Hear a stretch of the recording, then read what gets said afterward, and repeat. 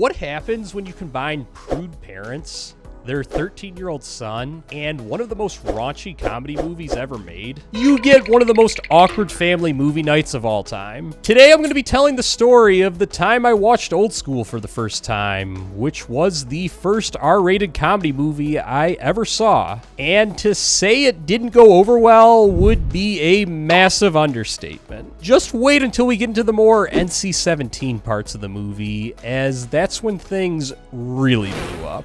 It was a Friday night in 8th grade. I remember sitting around in my living room with my dad, my mom, and my 19-year-old brother, who acted like a bit of a parent at the time, and we were just deciding on what movie to watch. My dad suggested Old School, as it was one of the unopened DVDs we had hanging around that was collecting dust. My mom, who, mind you, is very much opposed to explicit content and was very protective of what kinds of movies I could and couldn't watch. I remember she asks, "What's the movie rated?" And I remember my dad says it's probably rated R, and immediately my mom and my brother were very much against it, saying this is not something we should be watching with Benjamin in the room. And I remember my dad was just like, "It's fine, it'll be fun," which was very strange because R-rated movies were not a thing in my household, at least for someone of my age. At this point, the only R-rated movie I had ever seen that was uncensored was Rain Man. But I remember even when we watched that, I remember there were various parts that my mom muted and fast-forwarded through. So, like, the idea of sitting around and watching an R-rated comedy was just a completely foreign concept. But anyways, my dad goes ahead and opens it up, puts it in the DVD player, clicks play, and away we go.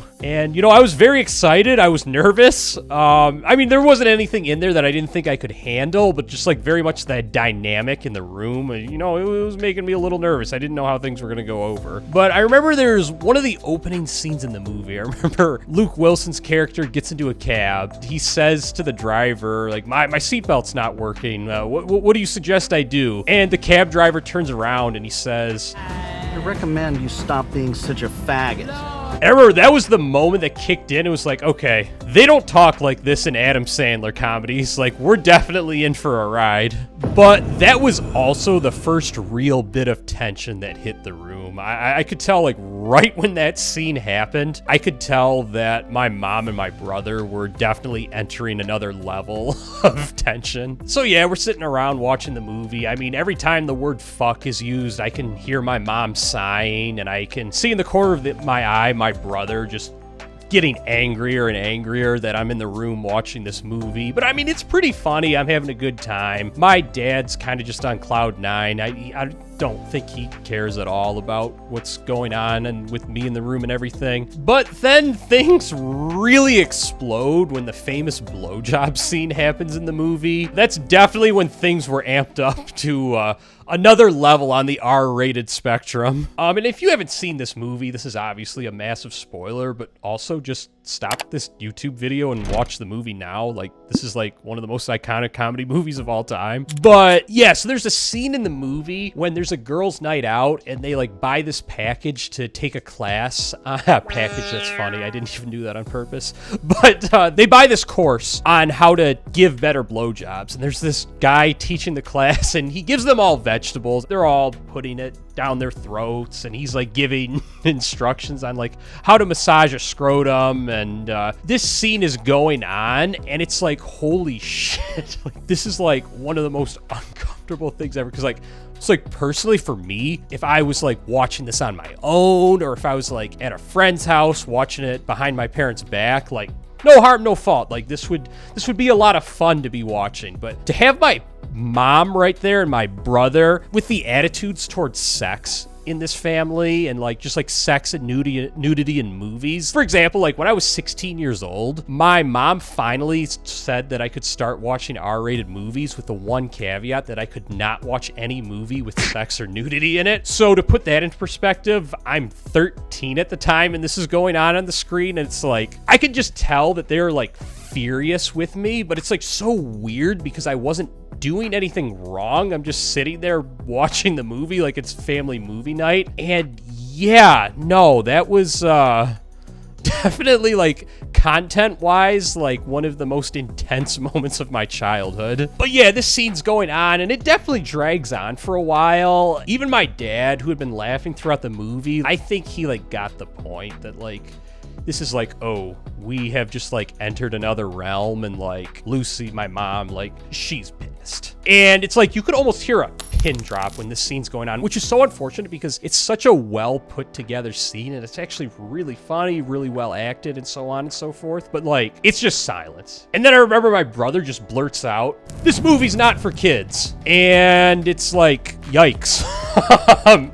But then like no one says anything, and the scene finishes, and it's funny, that's another double entendre. We just kept on watching. You know, I would love to hear if you've ever had an experience like this. Like, what was your first R-rated comedy? What was it like? Like, did you watch it with your family as well? And how did that go over for you? But the scene passes, and, you know, the movie carries on, and it's still, like, very much R-rated, but we're not getting to anything to that level on the sex and nudity scale. But then things reach a 10 out of 10 again, and I really feel like my mom and brother are about to explode. And this is, of course, when the iconic lube wrestling scene happens. I mean, I'd never seen a movie like this, but, like, you get the idea of what kind of happens in these movies. And, like, there's a big unrated blurb on the DVD cover. Like, you know boobs are going to come in at some point in the scene. There's just, like, this tension. It's, like, almost like when you're watching a horror movie and you're waiting for the jump scare.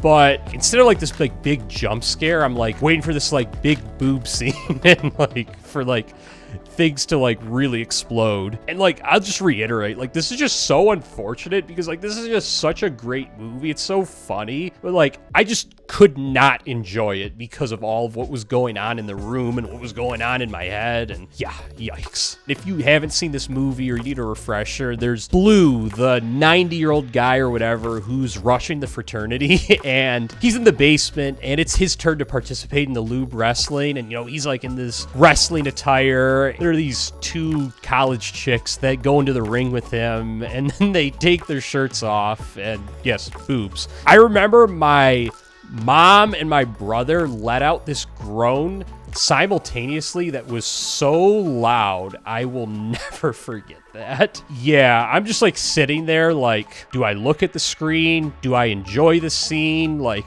what am I even doing here? Like, I'm kind of just waiting for the end credits to roll at this point. Like, this movie has just been completely ruined for me. I seriously thought my mom and my brother were about to have a stroke. But the scene passed, and so did the movie. But this would hands down be the #1 most uncomfortable movie watching experience I've ever had in my life. I didn't watch the movie again for another 10 years, but it turns out when there isn't emotional warfare going on in the room that you're watching the movie, it's just hilarious, and it's just so well put together. Vince, Will, and Luke, they're all just so perfect, and all the supporting characters too, and the writing by Scott and Todd is just so amazing. And this movie would really get Todd Phillips on the right track to what has become one of the most iconic comedy directing and writing careers of all time. And if you weren't aware, Todd Phillips is actually the same genius behind Road Trip, The Hangover, and Starsky and Hutch, just to name a few. And I break down all of the ingredients that make him the perfect comedy movie director here.